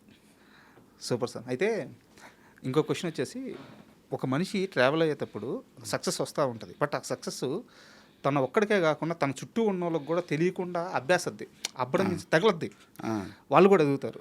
ధమాకా cinema pre release event function జరుగుతూ ఉంది, మీరు స్టేజ్ మీద మాట్లాడుతున్నారు, వెనకాల ఒక వ్యక్తి గల్ల చొక్కా వేసుకొని ఇంత గడ్డం వేసుకొని చేతులు కట్టుకొని, ఈ అబ్బాయి పేరు మేము సినిమా డిస్కషన్ స్టార్ట్ చేస్తున్నప్పుడు మ్యూజిక్ డైరెక్టర్ ఎవరు అంటే రవితేజ గారు ఒక పేరు చెప్పారు, నా దృష్టిలో కూడా అబ్బాయి ఉన్నారు, ఆ అబ్బాయి బీమ్స్ అని చెప్పినప్పుడు తను ఎంత వణికిపోతున్నాడు అంటే చేతులు కట్టుకొని, ఇంత గడ్డ ఉంది, గుబురు గడ్డ ఉంది, బక్కగా స్పెట్స్ పెట్టుకొని ఇంచుమించు థ్యాంక్స్ అని చెప్పి స్టేజ్ మీద నుంచే మీకు రవితేజ గారికి మనసులో చెప్పుకుంటున్నాడు. అతను అంత టెన్షన్ పడిపోతున్నాడు, అంత ఆనందపడిపోతున్నాడు. ఈరోజు బీమ్స్ చూస్తే బిగ్గెస్ట్ మ్యూజిక్ డైరెక్టర్. సో ఎలా అనిపిస్తుంది బీమ్స్ గారి జర్నీ చూస్తే మీకు? నాకు ఏదన్నా ఒక పర్టికులర్ ఇన్సిడెంట్ నుంచి స్టార్ట్ చేయండి. చెప్తానండి. నేను బీమ్స్ని ఏ స్టేజ్లో చూశానంటే, ఒక చిన్న షార్ట్ వేసుకొని, ఓ పాత బనియన్ వేసుకొని, ఓ పెన్ను పట్టుకొని కూర్చొని ఏదైనా చెప్తే రాసుకుంటూ ఉండేవాడు. అక్కడ నుంచి మళ్ళీ గబుక్కని ఒరే టీ కావాలంటే తెసన్నా అని పరిగెత్తి వెళ్ళేవాడు. టీనా? ఎవరైనా ఒక టీ ఏం తేరా అంటే గబుక్కని టీ తేగడం, లేకపోతే అంటే ఒక చూసారా నాకు చాలా టాలెంట్ ఉండి అవకాశాలు లేక ఇలా అయిపోతున్నాను అన్నది ఆయన మొహంలో ఎక్కువ కనిపిస్తూ ఉండేది. అలాంటి స్టేజ్లో అలాంటి బీమ్స్ని చూశాను నేను. కానీ బీమ్స్ ఆయన లిరిక్ రైటర్ యాక్చువల్గా. ఫస్ట్ లిరిక్ రైటర్, లిరిక్స్ ఎరక్కొట్టేవాడు మాస్ టైప్లో. ఆయన ఎప్పుడు ఫస్ట్ నుండి ఆయన లిరిక్స్కి ఆయనే ట్యూన్ ఆయన ట్యూన్తోనే ఆయన లిరిక్స్తోనే పాట చెప్పేవాడు, ఇలా ఏది ఉంటే అక్కడ ఇలా వాయిస్తూ. సార్ అలా చూసి ఏంట్రా ఇంత టాలెంటెడ్ మనని. అలా తర్వాత తను కొన్ని సినిమాలకు చేశాడు, అలా ఎదుగుతున్నాడు కానీ బట్ కరెక్ట్గా రావట్లేదు, బ్రేక్ రావట్లేదు. తనకి పెళ్ళి అయింది, పిల్లలు మంచి బ్యూటిఫుల్ పిల్లలు ఇద్దరు. అలా స్ట్రగుల్ అవుతానే ఉన్నాడు కానీ ఎప్పటికైనా వస్తుందిలే బీమ్స్ అది ఇదని. ఎందుకంటే నాకు తెలుసు పాపం ఆయన టాలెంటెడే కానీ బట్ ప్రాపర్గా పట్ల. అలాంటి పర్సన్ రవితేజ గారు అనగానే నాకు వెంటనే నేను చూశాను కదా ఆయన్ని, మా భలే వచ్చిందిరా ఇదిరా బాబు, కరెక్ట్గా మన టైం వచ్చినప్పుడు కలిసి రావడం అంటే ఇదే అనుకుంటాను అనుకుని. Sir sorry to interrupt you, నిజంగా సారీ. మీరైతే చూస్తున్నారు, రవితేజ గారు భీమ్స్ గారి పేరు సజెస్ట్ చేయడానికి కారణం ఏంటి? అప్పుడు భీమ్స్ కలిసాడు అనుకుంటా, ఛాన్స్ కోసం రవితేజ గారిని కలిశారో ఏంటో మొత్తం మీద. ఓకే 2-3 సార్లు వాళ్ళిద్దరి మధ్య మీటింగ్ జరిగింది అనుకుంటా. ఈ సినిమా గురించి కాదు, ఓకే వేరేగా ఏదో సినిమాల గురించి. ఆయన పక్కన కొత్త వాళ్ళకి ఛాన్స్ ఇవ్వడంలో ఎప్పుడు అందువల్ల ఆయన సజెస్ట్ చేశారు, మీకు ఓకేనా అన్నట్టుగా మాట్లాడారు. సార్ నాకెందుకు తెలియదండి భీమ్స్ పాప చాలా స్టేజ్ నుండి తెలుసండి అది ఇది అంటే. అవునా నీకు ఓకేనంటే చాలా బాగుంటుందండి, మీరు నమ్మండి అన్న. అంటే అప్పుడు అయితే నీకైతే నాకు ఓకే అబ్బాయి అన్నారు. అనగానే వెంటనే భీమ్స్ ఇంక మామూలు కాదు, భీమ్స్ దిస్ ఈజ్ నీకు సూపర్ ఆపర్చునిటీ. నేను ఎందుకంటే నీ టాలెంట్ నాకు తెలుసు, సో అది నాకు అవకాశం రావట్లేదే, నాకు రావట్లేదు నీకు ఇవ్వడానికి అనుకున్న టైంలో అది ఏంటో రవితేజ గారి రూపంలో దేవుడి రూపంలో అలాగ వచ్చింది. ఇంకా నువ్వు ఇప్పుడు కానీ నువ్వు ప్రూవ్ చేసుకోకపోతే ఇంకా నీకు రాదు భీమ్స్ అది ఇది అని చెబితే ఇంక మనోడు చాలా కష్టపడ్డాడు. ఏం ఆడియో సార్ అసలు చాలా కష్టపడ్డాడు. రికార్డింగ్ విషయంలో కూడా అండి, నేను ఉన్నాను కదా, పక్కనే కూర్చున్నాను కదా, ప్రతి రికార్డింగ్ ఎంతైనా మరలా ఇక్కడ ఏదో వాయిసెస్ ఇవ్వాలి, ఇది ఇవ్వాలి అన్న, ఇంకొంచెం ఎక్స్టెన్షన్ చేద్దామన్నా, ఇది చేద్దామన్నా, అది చేద్దామన్నా, ఆ తపన ఎప్పుడు ఉండేది. లాస్ట్ రీల్ మిక్సింగ్ అయినప్పుడు ఇంకా ఆ రోజు ఇద్దరు వీడియో మాకు తెలియకుండా ఎవరు తీసిన వీడియో అది, ఇద్దరం డ్యాన్స్లు వేసేసాం విపరీతంగా చూసుకొని ఇద్దరు విని, అది వీడియో ఏదో ఎవరు తీసారో ఏంటో మొత్తం మీద వచ్చేసింది బయటికి. సో అంత కష్టపడ్డాడు, ఇంత చాలా సంవత్సరాలు కష్టం అండి పాపం అయింది, ఒక్క రాత్రిలో వచ్చిన సక్సెస్ కాదు, చాలా కష్టపడ్డాడు. ఈ పొజిషన్కి వచ్చిన తర్వాత ఎప్పుడైనా కలిసారా భీమ్స్ గారిని? ఇప్పుడు రెగ్యులర్గా కలుస్తుంటాం. ఏమంటాడు మొత్తం ఈ ప్రయాణం గురించి? ఎప్పుడు చూసినా అంటే కొంచెం నా మీద ఇంకా రెస్పెక్ట్ పెరిగిపోయింది, బాగా పెరిగిపోయి నన్ను ఒక పెద్ద దిక్కులా చూస్తూ ఉంటాడు ఎప్పుడు. నాకు చాలా రెస్పెక్ట్గా, చాలా ఒక పెద్ద దిక్కులాగా. వాళ్ళ ఇంట్లో ఆయన కన్నా వయసులో పెద్దన్న కాబట్టి అన్నయ్యలాగా బిహేవ్ చేస్తూ ఉంటాడు, ఆ భయభక్తులతో అది మాట్లాడుతూ ఉంటాడు. అయితే నేను కొన్ని విషయాల గురించి మొత్తం కాస్త ఓపెన్గా మాట్లాడాలి. త్రినాథరావు నక్కిన సెన్సిబిలిటీస్ వేరు, ధమాకా సినిమా నుంచి ఆడియో ఫంక్షన్లో త్రినాథరావు మాట్లాడే స్పీచ్ వేరు. అది తెచ్చిపెట్టుకున్న మాటల. మామూలుగా Trinatha Rao well educated, well sensibilities ఉన్న మనిషి, బట్ ఆ స్టేజ్ మీదకి వెళ్ళగానే తమ్ముళ్ళు అంటూ ఊగిపోతూ అందరినీ ఊపేస్తూ ఆ స్పీచ్ వేరే స్థాయికి వెళ్ళిపోతుంటుంది టోను. ఎందుకు అక్కడి నుంచి త్రినాథరావులో ఆ చేంజ్ వచ్చింది ధమాకా నుంచి? It's not the matter of uneducated అని కాదు, అసలు దానికి సంబంధం లేదు. నేను ఏదైనా ఓపెన్గా మాట్లాడతా అండి సార్, అంటే నాకు ఇక్కడ ఏం ఉండదు, ఓపెన్గా మాట్లాడుతూ ఉంటా. ఎంతసేపు ఎదుటి వాళ్ళు నవ్వించాలి, అందరినీ నవ్వించాలి, నవ్వితే అందరూ ఆరోగ్యంగా ఉంటారు అనేది నా ప్రిన్సిపల్. అందుకే పక్కన ఉన్న వాళ్ళని ఎప్పుడు నవ్విస్తూనే ఉంటా, ఏదో ఒకటి జోకులు వేస్తూ అలా నవ్విస్తూనే ఉంటా. ఎప్పుడు ఎనర్జీగా ఉండాలి, డల్గా ఉండకూడదు, ఫేస్ ఎప్పుడు ఎనర్జీగా ఉండాలి అని నేను ఎనర్జీగా ఉంటేనే మీకు ఎనర్జీ వస్తుందండి మాట్లాడడానికి. లేకపోతే నేను డల్ అనుకోండి, అసలు మీ ఎనర్జీ లెవెల్స్ మొత్తం పడిపోతాయి అంతే. సో అలా ఉంటుంటాను. అలాగా స్పీచ్లో కూడా ఆ ఎనర్జీ లెవెల్స్ మనం ఇవ్వాలి. అంటే మనం తీసిన సినిమా మీద మనమే కాన్ఫిడెంట్గా లేకపోతే చూసేవాడు ఏ కాన్ఫిడెంట్తో థియేటర్కి వస్తాడు? కరెక్ట్.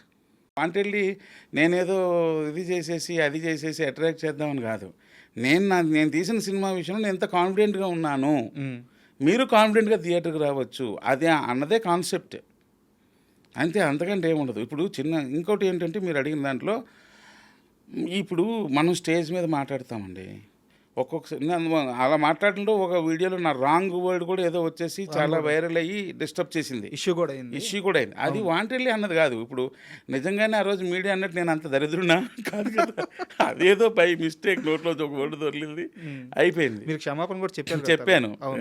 అప్పుడు ఫుల్ షూట్లో ఉన్నాను బాగా, ఆయన చెప్పాను, అది ఓకే. ఇప్పుడు నేను ఎప్పుడు ఎలా ఆలోచిస్తానంటే, మన మాటలు మంచి మాటలునా చెడ్డ మాటలైనా, లేకపోతే ఏదైనా మాట్లాడినా, ఏది చేసినా, లేకపోతే ఒక మెసేజ్ ఇచ్చినా, ఒక మెసేజ్ చెప్పినా, ఒక మంచి చెప్పినా, ఏం చెప్పినా అది చెప్పడం కోసమే కదా ఈ మీడియా అంతా ఉంది. కొంతమంది అంటారు కెమెరా ముందు వచ్చేటప్పుడు జాగ్రత్త మాట్లాడాలి, మైక్ ముందుకు వచ్చేటప్పుడు జాగ్రత్తగా మాట్లాడాలి అంటే అన్ని అబద్ధాలు చెప్పాలి. అబద్ధాలు చెప్పడానికి సిస్టమ్ ఎందుకు సార్? ఈ మీడియా ఎందుకు? ఈ కెమెరాలు ఎందుకు? ఇంతమంది ఎంప్లాయీస్, దాని మీద ఒక వ్యవస్థ. పైగా ఉన్నది మాట్లాడుకుంటే మీకు కూడా కాస్త రిలీఫ్గా ఉంటుంది. కాస్త నాకు రిలీఫ్ కదా సార్, అది ఎంత వ్యవస్థ పనిచేస్తుంది. అవును కదా, మనసులో ఉన్నది మాట్లాడాలి, ఏమన్నా చెడు మాట్లాడొద్దు. అన్ఎక్స్పెక్టెడ్గా ఒక్కోసారి దొరిని పక్కన పెడితే ఉన్నది మాట్లాడాలి. ఊరికనే అబద్ధాలు చెప్పడం, నేను శ్రీరామచంద్రుడిని, నేను ఇదే అంటే అసలు ఎలా? అది కాదు కదా. ఉన్నది ఉన్నట్టు అట్లీస్ట్ 100% మాట్లాడకపోయినా కొన్ని భయాల వల్ల అట్లీస్ట్ ఒక 80% అయినా మాట్లాడాలి. కానీ మీరు ఆ రోజు స్టేజ్ మీద, ధమాకా స్టేజ్ మీద ఎలాంటి స్పీచ్ ఇచ్చారో ధమాకా కలెక్షన్ కూడా అదే స్థాయిలో వచ్చింది. అవును, మాస్ పగిలిపోయింది. మీరు ఒక మాట అంటారు, థియేటర్లో సీట్లు లెగుతాయి తమ్ముళ్ళు అంటారు. నిజంగా లేసినాయి. అవునవును. సో 100 కోట్ల క్లబ్లోకి వెళ్ళిన తర్వాత మీకు వచ్చిన బెస్ట్ కాంప్లిమెంట్ ఎవరి నుంచి? 100 crores తర్వాత, ధమాకా తర్వాత, దానికి సంబంధించి, ధమాకా సంబంధించి ఆ బెస్ట్ కాంప్లిమెంట్ ఎవరి దగ్గర నుంచి వచ్చింది? బెస్ట్ కాంప్లిమెంట్ అంటే చాలామంది ఫోన్లు చేశారు, నాకు అంతగా గుర్తులేదు కానీ బట్ అందరూ అప్రిషియేట్ చేశారు. రవితేజ గారు ఏమన్నారు? రవితేజ గారు అయితే సినిమా రిలీజ్ అయిపోయింది, సూపర్ హిట్ బ్లాక్ బస్టర్ అని టాక్ వచ్చింది. నేనేమో సార్ దగ్గరికి వెళ్ళాను కేక్ పట్టుకొని, ఇప్పుడు వేసుకుంటావుగా అన్నాడు. కేక్ కట్ చేయించుకోవడానికి వచ్చాను. వేసుకుంటా అంటే అంటే అర్థం ఏంటంటే, సినిమా హిట్ చూసారా, ఎంత హిట్టో చూసారా, ఎలా నడుస్తున్నాయో అని ఇలాంటి వర్డ్స్ అన్ని ప్రిపేర్ అయ్యి వచ్చుంటావుగా అన్నట్టు అనమాట. అది అని సెన్స్. అది అందులో డబుల్ వర్డ్ ఏమైనా ఉందా ఏంటి? అంటే అంతకు ముందు ఆయన ఏమన్నా అబ్జెక్షన్స్ చెప్పాడా సినిమాలో, కండిషన్స్ లేదు. ఓకే. సో అలాగానే అనుకున్నారు. అవును, ఏంటో అబ్బాయి పంచ్ టాక్ వచ్చింది, నేనే అసలు ఇంత పెద్ద హిట్, అది వెరీ హ్యాపీ అబ్బాయి, దాదాపు కేక్ కట్ చేసేదాం కొంచెం తొందరగా అనిపించి. అది ధమాకా ఎలా నడిచిందంటే సార్, కొంతమంది సినిమా చూశారు, రూరల్లో మాస్ ఆడియన్స్ ఉంటారు కదా, వాళ్ళు రిపీట్గా సినిమాకి వెళ్తానే ఉన్నారు. కొంతమంది మా ఇండస్ట్రీలో సీనియర్ జర్నలిస్టులు, కొత్త జర్నలిస్ట్ వాళ్ళు కొంతమంది సినిమా ఓకేనా, ఆ పాటలు బాగున్నాయి అన్నారు, వాళ్ళు సినిమాకి వెళ్తానే ఉన్నారు. డిసెంబర్ అయిపోయింది, డిసెంబర్ క్రిస్మస్ వచ్చింది, జనాలు థియేటర్కి వెళ్తానే ఉన్నారు. జనవరి వచ్చింది, జనాలు థియేటర్కి వెళ్తానే ఉన్నారు. ఎవరు ఏమన్నా ధమాకా కలెక్షన్లో మాత్రం ఆగల, నడుస్తూనే ఉంది. థియేటర్లో రన్ వస్తూనే ఉంది. నాకు తెలిసినంత వరకు అంత లాంగ్ రన్ను ఈ మధ్యకాలంలో పెద్ద సినిమాలకు కూడా రాల. మీది వచ్చిన తర్వాత ఇస్మార్ట్ శంకర్ సినిమాకి మళ్ళీ ఆ రన్ వచ్చింది. అవును, అంటే పెద్ద టైర్ 1 హీరోల సినిమాలు అవి ఓకేలే, అవి స్టార్డమ్ మీద నెట్టుకొచ్చేస్తాయి. రవితేజ గారికి చాలా అవసరమైన సక్సెస్ ఆ టైం పీరియడ్లో. సో ధమాకా మాత్రం చాలామంది మైండ్ సెట్లను బ్లాస్ట్ చేసేసింది. సినిమా అంటే ఈ సెన్సిబిలిటీ ఉండాలి, ఆ సెన్సిబిలిటీ ఏం కాదు, ఎంటర్టైన్మెంట్ ఉంటే సినిమా ఏ రేంజ్లో ఆడొద్దో చూపించిన సినిమా ధమాకా. అవును, ఏం లేదు సార్, నేను అదే చెప్తా. మీరు ఎలా ఫ్యామిలీ డ్రామా తీసుకోండి, కామెడీ లేదా యాక్షన్ లేదా హర్రర్, ఏదైనా ఏ జోనర్ ఫిల్మ్ అయినా తీసుకోండి, ఆడియన్ని ఎంగేజ్ చేయగలగాలి.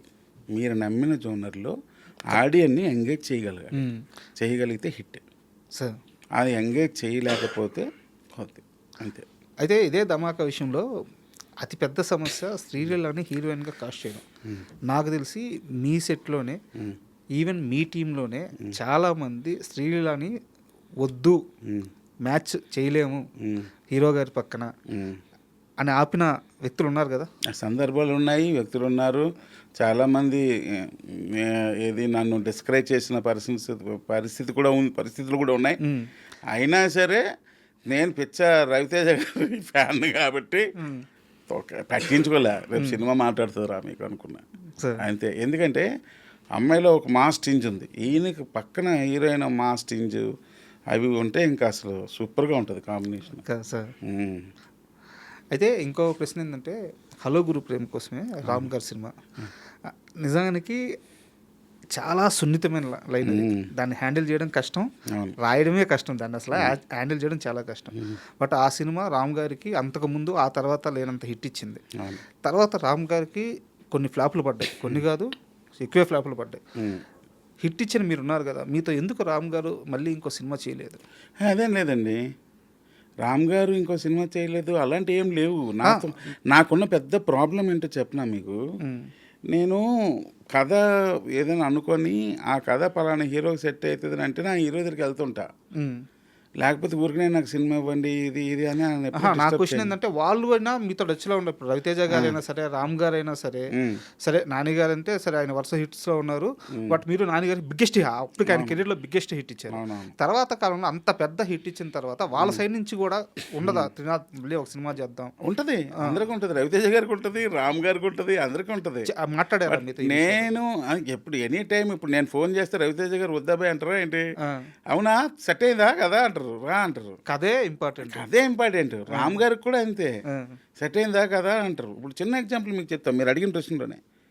రామ్ గారు హలో గురు ప్రేమ కోసమే కథ ఓకే చేసిన తర్వాత దిల్ రాజు గారు, త్రినాథ్ నువ్వు నీ స్టైల్ కథ ఒకటి విను అని చెప్పి నాకు చెప్పి చేద్దామంటే అన్న తర్వాత రామ్ గారికి ఈ డైరెక్టర్ ఎవరంటే త్రినాథ్ అంటే ఆయన మాస్ డైరెక్టర్ కదా, ఆయన ఈ కథ ఎలా హ్యాండిల్ చేస్తారు అని అనుకున్నా. ఆయన మా ప్రసన్న వెళ్ళి, సార్ ఆయన మేము వేసుకొచ్చాం డైరెక్టర్ సార్ అని అంటే, మేము వేసుకొచ్చిన త్రినాథరావు అంటే ఆ సినిమాకి ఇప్పుడు నేను చేసిన సినిమాకి సంబంధం ఉండదు. అవును అవును అవును హ్యాండిల్ చేస్తాం. అప్పుడు ఆయన ఈజ్ రైట్ డైరెక్టర్ అన్నారు. అన్న తర్వాత నేను సినిమా తీసిన తర్వాత సినిమా ఎడిట్ వెర్షన్ చూసి ఆయన వచ్చి నన్ను గట్టిగా పట్టేసుకున్నారు, కౌలించుకున్నారు. అంటే ఎందుకు అంటే ఆ స్క్రిప్ట్ హ్యాండిల్ చేయడం కష్టం సార్. కరెక్ట్, చాలా కష్టం. ఎందుకంటే ఓ టామ్ అండ్ జెర్రీని హ్యాండిల్ చేయొచ్చు, పాజిటివ్ అండ్ నెగిటివ్ మ్యాథమెటిక్స్ దాంట్లో చెప్పాలంటే. రెండు టామ్లో రెండు జెర్రీలు అయితే కష్టం, అవి ప్యారలల్ లైన్స్ ఎప్పుడు కలవు. అవును, మీరు అలా ట్రీట్మెంట్ చేస్తుంటే అది మళ్ళీ సినిమా చూపిస్తాం మామ అయిపోయేది. అవును.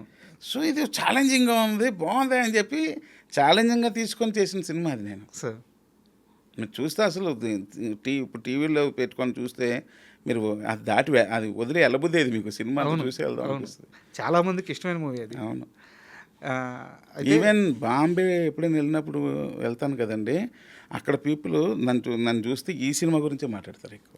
ఓకే, యూట్యూబ్లో చూసి హిందీలో కూడా వచ్చింది, ఎక్కడ మామూలు వ్యూస్ లేవు, విపరీతం కదా.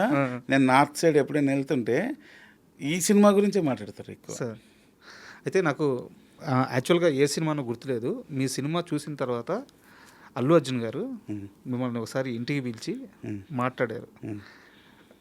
కానీ ఆయన మాట్లాడడం ఉద్దేశం వచ్చేసి అంటే సినిమా చేస్తారా చేయరా తర్వాత సంగతి, ఏదన్నా కథ ఉందా అని తెలుసుకోవడానికి. మీరు వెళ్ళి గమ్ముకు కూర్చొని మంచిగా టీ తాగేసి ట్యాంక్స్ అని వచ్చేసారంట. ఎప్పుడు జరిగింది ఇది? నేను లోకల్ తర్వాత ఫోన్ చేశారు, వెళ్ళాను. వెళ్ళిన తర్వాత మంచిగా సేమ్ మీరు చెప్పిన దాని ప్రకారం కాఫీయో టీయో ఇచ్చారు, తాగుతున్నాం. టు బీ ఫ్రాంక్గా మనం మాట్లాడుకుందామా అన్నారు. అలాగే సార్ అన్నాను, నాకు సినిమా చూపిస్తామామే ఇష్టం అన్నారు. ఓకే, అంటే నేను లోకల్ తర్వాత కదా వెళ్ళాడు, కానీ సినిమా చూపిస్తామామే ఇష్టం నాకు బాగా అన్నారు. అవునా అండి అన్నాను. అది ఎక్కడో తెలియని హీరోలో ఒక ఫైర్ ఉంటుందబ్బా కథలో అన్నారు. అవును సార్ అన్నాను, నాకు చాలా ఇష్టం. అలా అని చిట్ చాట్ చేసుకున్నాం. చేసుకున్న తర్వాత మరి ఇంకేంటి మరి అంటే, అప్పుడు నాకేమో నా దగ్గరేమో ఒక విచిత్రమైన కథ ఒకటి ఉండేది. ఆ గెటప్లో ఈయన్ని చూస్తే ఎలాగుంటుంది అని చెప్పి ఊరిని ఒక 5 నిమిషాలు చెప్తా మాట్లాడుకుందామా సార్ అంటే, మాట్లాడదాం అంటే ఊరికి అలా షేర్ చేసుకుంటా. షేర్ చేస్తే ఇంట్రెస్టింగ్ ఉంది, డెవలప్ చేయండి అని అన్నారు. అంటే అలాగే సార్ అని అన్నాను. వచ్చేసా. ఆ తర్వాత దాన్ని డెవలప్ చేద్దామని కూర్చున్నాను, చాలాసార్లు కూర్చున్నాను, కానీ మళ్ళీ చాలా ట్రై చేశాను, కానీ మరి నాకే నచ్చట్లేదు. నాకు నచ్చలేనప్పుడు ఎందుకు ఆయనకి వరకు చెప్పడం అని చెప్పి నేను ఇంక వెళ్ళలేదు అప్పటి నుంచి. ఆ తర్వాత 2-3 సార్లు కలిసినప్పుడు ఆయన బాగా రికగ్నైజ్ చేసి వచ్చి మాట్లాడేవారు. వచ్చేటప్పుడు అదే నా ప్రాబ్లమే, అది కథ అయిపోయాక వెళ్తూ ఉంటాను.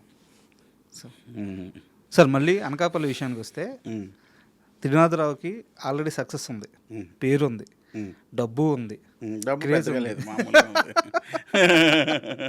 సో ఈ సినిమా సక్సెస్ మీకంటే కూడా, మీ హీరో కంటే కూడా మీ డైరెక్టర్కి చాలా అవసరం.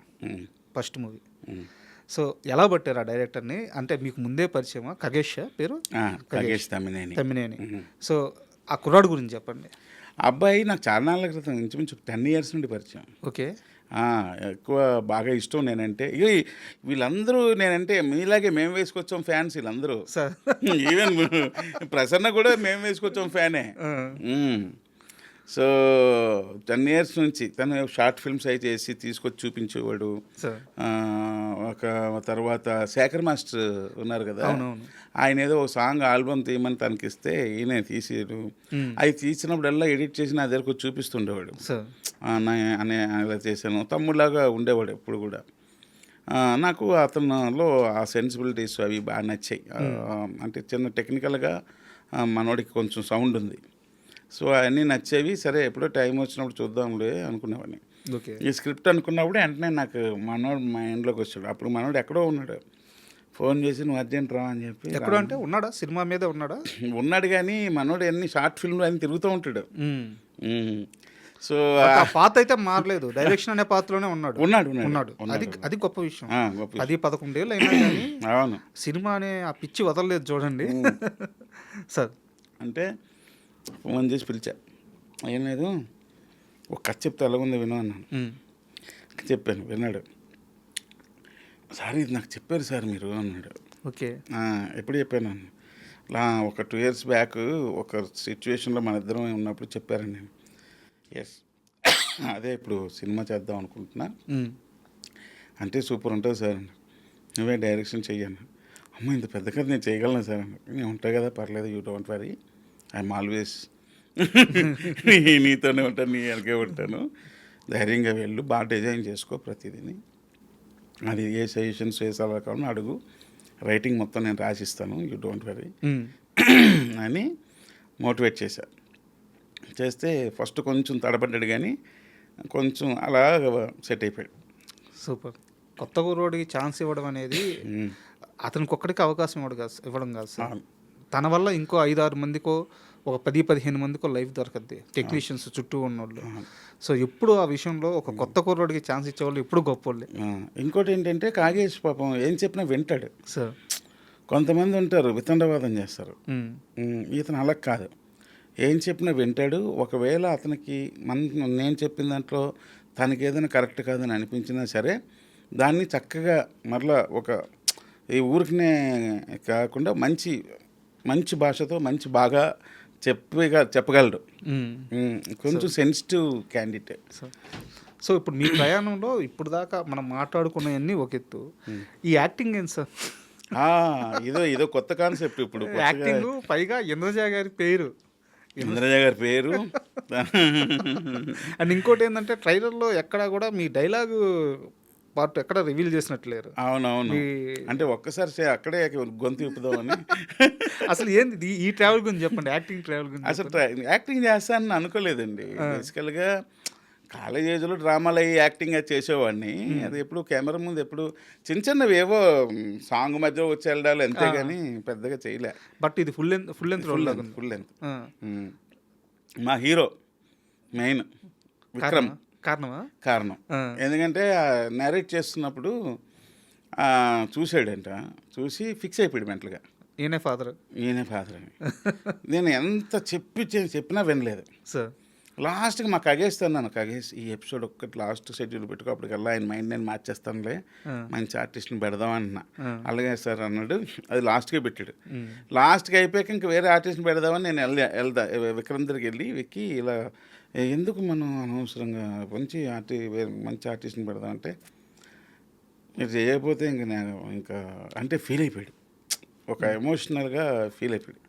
ఆయన ఏదో నమ్మాడు. ఆ. అది ఇదేనంటే సర్లే వద్దు, సరే నేను చేస్తానులే, ఇంకా నువ్వు ఫీల్ అవ్వకు అని చెప్పి అంటే నేను అనకాపల్లిలో ఉన్నాం అప్పుడు. అనకాపల్లిలో గణేష్ అని ఒక మంచి హెయిర్ కట్ చేస్తాడు, తన దగ్గరికి వెళ్ళి గణేష్ దగ్గర కట్ చేసి ఏజ్ బాగా కనిపించాలి, అనకాపల్లి హెయిర్ కట్టే ఉండాలి అని మొత్తం చేయించేసి, పొట్ట కావాలంటే మొత్తం పొట్ట విపరీతంగా ఇంత వచ్చేటట్టు పెంచేసి, లో బనియన్ ఉంటాయి కదండి, అవును, అదేమో చిన్న సైజుది అయితే ఇంకా పొట్ట బాగా కనిపిస్తుంది అని చిన్న సైజు బనియన్ వేసుకొని మొత్తం మీద బాగానే చేశా. మన సినిమా చూసుకున్నప్పుడు కూడా అంటే ఫస్ట్ అక్కడే ఆన్లైన్లోనే బాగా వస్తుంది అనిపించింది, మన విత్ ఆర్ఆర్ చూసినప్పుడు ఇంకా బాగా అనిపించింది. అయితే ఈ ట్రావెల్లో ఒక చిన్న ప్రశ్న, మీరు అంటే ఇది ఎలా జరిగిందో తెలుసుకోవడానికి మాత్రమే అడుగుతున్నాను, ఇక్కడ నాకు ఎలాంటి ఉద్దేశం లేదు. ఇంద్రజ గారు అంటే నాగార్జున గారితో, కృష్ణ గారితో, పెద్ద పెద్ద హీరోలతో ఆమె ఒక పేరుగా కనిపించి ఒక స్టార్డమ్, హీరోయిన్కి ఒక స్టార్డమ్ అనుభవించి ఈ రోజుకి ఆమెకంటూ ఒక సపరేట్ ఫ్యాన్స్ ఖచ్చితంగా ఉన్నారు. అవునండి. అలాంటి ఇంద్రజ గారు మీరు పక్కన పేరు అన్నప్పుడు, సో మీకు డైరెక్టర్గా సక్సెస్ ఉంది, సో మంచి మాస్ హిట్స్ ఇస్తున్నారు, బట్ మీరు పేరు అనగానే ఆమె రియాక్షన్ ఏంటి? ఆమె రియాక్షన్ ఫస్ట్ కాగేష్ అప్రోచ్ అయ్యాడు ఇంద్రజ గారిని, తనే ఫోన్లో నరేట్ చేశాడు, ఆవిడకి నచ్చింది. ఆవిడ ఒకటే ఒక క్వశ్చన్ అడిగారంట, ఫాదర్ ఎవరు అని. అనగానే మేడం అది మా డైరెక్టర్ గారండి. అవునా, ఆయనకి యాక్టింగ్ వచ్చా వచ్చానంటే డైరెక్టర్ కదా వచ్చే ఉంటుంది 100%. ఎక్స్ట్రాడినరీ, త్రినాథ్ గారు నిజంగా చేస్తున్నారా అన్నారు. లేదండి నిజంగానే చేస్తున్నారు. అప్పటి వరకు ఇంకా నాది కూడా ఒక షాట్ కూడా షూట్ అవ్వలేదు సార్. అప్పుడు ఆమె అసలు నో చెప్పలేదు. అవునా, అయితే బాగుంటుంది, ఇంట్రెస్టింగ్గా ఉంటుంది అని చెప్పేసి అన్నారు, అంతే. ఇలాంటి ప్రయోగాలు చేయడంలో ఆమె కెరీర్ స్టార్టింగ్ నుంచి కూడా ఆమె యమలీలలో అలీ గారితో చేశారు. అలీ గారితో చేశారు. యమలీల హిట్ తర్వాత అలీ గారికి ఒక మార్కెట్, ఒక క్రేజ్ ఉండొచ్చు, కానీ యమలీల ముందు ఒక హీరోయిన్ ఒప్పుకొని చేయడం అంటే చిన్న విషయం కాదు, మామూలు విషయం కాదు అది. అవును అవును, ఎందుకంటే ఆవిడ వెరీ సింపుల్ ఉమెన్ అండి, చాలా సింప్లిసిటీ, బట్ మైండ్ పర్ఫెక్ట్ స్ట్రాంగ్గా ఉన్న ఉమెన్. చాలా అంటే ఫుల్ క్లారిటీ, తనకి లైఫ్ మీద తన మీద ఫుల్ క్లారిటీ ఉంది ఆమెకి. ఆ క్లారిటీతోనే ఆమె లైఫ్లో బతుకుతూ ఉంటారు. అది బాగా నచ్చుతుంది నాకు ఆవిడలో. అస్సలు వేరే ఆలోచన ఉండదు. తన లైఫ్ ఎలాగైతే తను డిజైన్ చేసుకున్నారో మ్యాక్సిమం ఆ డిజైనింగ్ లైఫ్లోనే బతకడానికి ట్రై చేస్తుంటారు ఆవిడ. And for more videos, please subscribe to iDream channel. Subscribe to iDream Media. Please subscribe to iDream. Please subscribe to iDream. Please subscribe iDream. And please subscribe to iDream. For more videos, subscribe to iDream. please like, share and subscribe to the channel. Congratulations, iDream. Subscribe to iDream. Subscribe to iDream. So subscribe to iDream Media. iDream ki iDream team andarki huge congratulations. Please subscribe iDream Media. Please subscribe to iDream. Subscribe iDream. Please subscribe to iDream. iDream అంటే నా కళల ఛానల్ను subscribe చేసుకున్న నోరు తిరుగుతలేదు, మీరైతే గంట గుర్తు కొట్టండి. For more such videos, please subscribe to iDream. Subscribe to iDream. Please subscribe to iDream. Please subscribe iDream Media. Please do subscribe to iDream. Please subscribe to iDream Media. For best entertainment and information, please subscribe iDream. And don't forget to subscribe to iDream.